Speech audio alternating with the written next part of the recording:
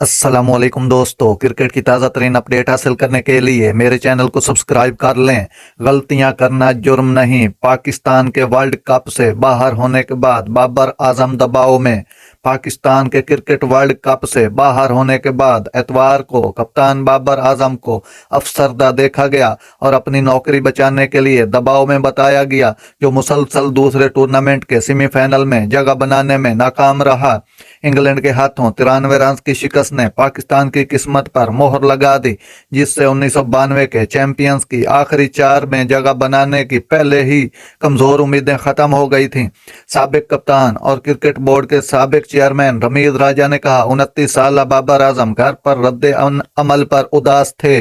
रिवायती हरीफ भारत को सारे मैच जीत कर सेमीफाइनल में पहुंचने वाली पहली टीम बनते हुए देखकर शायकीन का गुस्सा मजीद शदीद हो जाता है।